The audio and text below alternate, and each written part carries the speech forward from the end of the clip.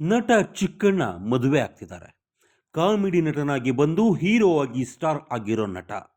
ಒಂದು ಕಾಲಕ್ಕೆ ಗಾರೆ ಕೆಲಸ ಮಾಡಿಕೊಂಡು ಬದುಕ್ತಾ ಇದ್ದ ಹುಡುಗ ಈಗ 15-20 ಕೋಟಿಗೆ ಯಜಮಾನ. ಅವರೀಗ ಮದುವೆ ಆಗ್ತಿರೋ ಹುಡುಗಿ ಪಾವನ ಸಿ ಗೌಡ. ಪಾವನ ಗೌಡ ಮತ್ತು ಚಿಕ್ಕಣ್ಣ ಅವರದ್ದು ಲವ್ ಮ್ಯಾರೇಜ್ ಏನೂ ಅಲ್ಲ, ಪಕ್ಕಾ ಅರೇಂಜ್ಡ್ ಮ್ಯಾರೇಜ್. ಚಿಕ್ಕಣ್ಣ ಓದಿರೋದು SSLC. ಅದಾದಮೇಲೆ PUC ಕಂಪ್ಲೀಟ್ ಮಾಡೋಕ್ಕೆ ಆಗದೆ ಇನ್ನಿಲ್ಲದ ಪ್ರಯತ್ನ ಮಾಡಿದ್ರು. ಆದರೆ ಬಡತನದ ಕಾರಣ ಎಜುಕೇಷನ್ ಕಂಟಿನ್ಯೂ ಮಾಡೋಕೆ ಆಗಲಿಲ್ಲ. ಆದರೆ ಚಿಕ್ಕಣ್ಣ ಮದುವೆ ಆಗ್ತಿರೋ ಪಾವನ ಇದ್ದಾರಲ್ಲ, ಅವರು ಮೆಕ್ಯಾನಿಕಲ್ ಇಂಜಿನಿಯರಿಂಗ್ ಡಿಗ್ರಿ ಮಾಡಿದ್ದಾರೆ. ಚಿಕ್ಕಣ್ಣ ಅವರಿಗೆ ಕನ್ನಡ ಬರುತ್ತೆ, ಕನ್ನಡ ಮಾತ್ರ ಬರುತ್ತೆ. ಇಂಗ್ಲೀಷ್ ಮಾತಾಡೋಕ್ಕೆ ಬರಲ್ಲ, ಕಷ್ಟಪಟ್ಟು ಓದ್ತಾರೆ. ಹಿಂದಿ ಅಂತರೂ ನೋ.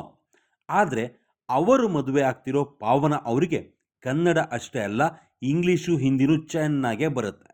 ಚಿಕ್ಕಣ್ಣ ಅವರು ಸಿನಿಮಾಗೆ ಬಂದು ಸಕ್ಸಸ್ ಆದ ಮೇಲೆ ಕುರಿ ಮೇಕೆ ಸಾಕೋ ಬಿಸ್ನೆಸ್ ಮಾಡ್ತಿದ್ದಾರೆ. ಒಂದಿಷ್ಟು ಜಮೀನು ಖರೀದಿ ಮಾಡಿ ಕೃಷಿ ಮಾಡಿಸ್ತಿದ್ದಾರೆ.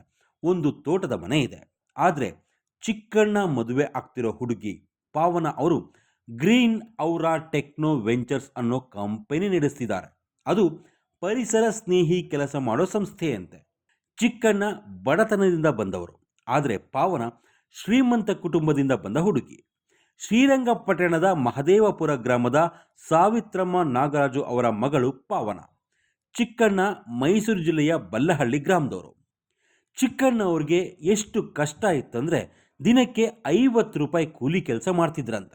ಕಾಂಕ್ರೀಟ್ ಹಾಕೋದು, ಗಾರೆ ಕೆಲಸ, ಪ್ಲಾಸ್ಟರಿಂಗ್ ಮಾಡೋದು ಇಂಥದ್ದನ್ನೇ ಮಾಡ್ತಿದ್ದ ಚಿಕ್ಕಣ್ಣ ಅವರಿಗೆ ದೃಶ್ಯ ಕಲಾ ಅನ್ನೋ ಲೋಕಲ್ ಆರ್ಕೆಸ್ಟ್ರಾ ಟೀಮ್ನವರು ಕೆಲಸಕ್ಕೆ ಸೇರಿಸ್ಕೊಳ್ತಾರೆ. ಕೆಲಸ ಅಂದರೆ ಅಲ್ಲಿ ಮಿಮಿಕ್ರಿ ಕಾಮಿಡಿ ಮಾಡಿಕೊಂಡು ಇದ್ದ ಚಿಕ್ಕಣ್ಣ ಗ್ಯಾಪ್ ಸಿಕ್ಕಿದ್ರೆ ಸಾಕು ಗಾರೆ ಕೆಲಸಕ್ಕೆ ಹೋಗ್ತಿರ್ತಾರೆ. ಅಷ್ಟು ಕಷ್ಟ ಪಡ್ತಾ ಇದ್ದ ಚಿಕ್ಕಣ್ಣ ಜಿ ಕನ್ನಡದಲ್ಲಿ ಕಾಮಿಡಿ ಕಿಲಾಡಿಗಳು ಶೋನಲ್ಲಿ ಕಾಣಿಸ್ಕೊಳ್ತಾರೆ. ಆಮೇಲೆ ಉದ್ಯ ಟಿವಿನಲ್ಲಿ ಪ್ರಾಂಕ್ ಶೋ ಮಾಡಿ ಕ್ಲಿಕ್ ಆಗ್ತಾರೆ. ಇದರ ಮಧ್ಯೆ ಚಿತ್ರರಂಗದ ಅಮೃತ ಮಹೋತ್ಸವ ಕಾರ್ಯಕ್ರಮ ಆಗುತ್ತೆ. ಅಲ್ಲಿ ಚಿಕ್ಕಣ್ಣ ಅವರನ್ನು, ಅವರ ಕಾಮಿಡಿಯನ್ನು ನೋಡಿದ ಯಶ್ ತಮ್ಮ ಕಿರಾತಕ ಚಿತ್ರಕ್ಕೆ ಚಿಕ್ಕಣ್ಣ ಅವರನ್ನು ಗೆಳೆಯನ ಪತ್ರಕ್ಕೆ ಹಾಕ್ಕೊಳ್ತಾರೆ.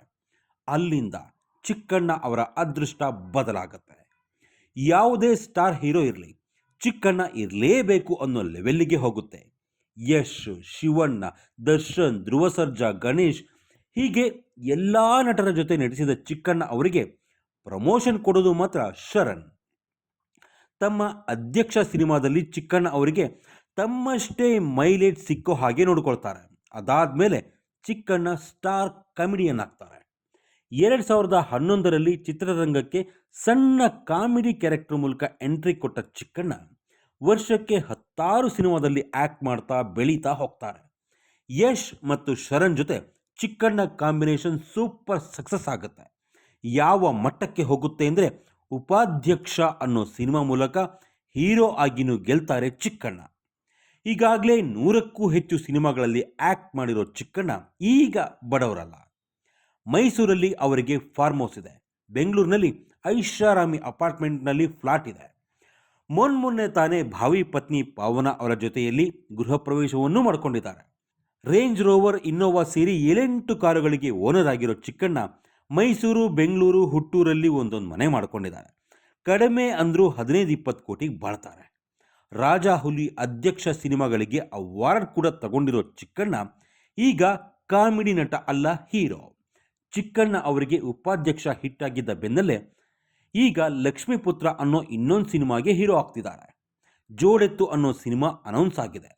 ಜೋಡೆತ್ತು ಚಿತ್ರದಲ್ಲಿ ಚಿಕ್ಕಣ್ಣ ಜೊತೆ ತೆಲುಗು ಸ್ಟಾರ್ ನಟ ಸುನಿಲ್ ಕೂಡ ಹೀರೋ. ಲಕ್ಷ್ಮೀಪುತ್ರ ಸಿನಿಮಾಗೆ ಅದ್ಧೂರಿ, ಅಂಬಾರಿ, ಕೀಸ್, ರಾಟೆ, ಮಾರ್ಟಿನ್ ಚಿತ್ರಗಳ ಖ್ಯಾತಿಯ AP ಅರ್ಜುನ್ ಪ್ರೊಡ್ಯೂಸರ್. ಜಸ್ಟ್ 15 ವರ್ಷಗಳ ಹಿಂದೆ ಆರ್ಡಿನರಿ ಮನುಷ್ಯನಾಗಿದ್ದ ಚಿಕ್ಕಣ್ಣ ಈಗ ಕನ್ನಡ ಚಿತ್ರರಂಗದ ಸ್ಟಾರ್ ನಟ. ಚಿಕ್ಕಣ್ಣ SSLC ಆಗಿದ್ದರೂ ಅವರು ಮದುವೆ ಆಗ್ತಿರೋ ಹುಡುಗಿ ಪಾವನ ವಿದ್ಯಾವಂತೆ, ಉದ್ಯಮಿ. ಚಿಕ್ಕಣ್ಣ ಆ್ಯಕ್ಟರ್ ಆದರೆ ಚಿಕ್ಕಣ್ಣನ ಭಾವಿ ಪತ್ನಿ ಬಿಸ್ನೆಸ್ ವುಮ್ಯಾನ್. ಚಿಕ್ಕಣ್ಣ ಪಾವನ ಅವರ ಮದುವೆ ಇದೇ ಆಗಸ್ಟ್ 29-30ಕ್ಕೆ ನೆರವೇರ್ತಾ ಇದೆ.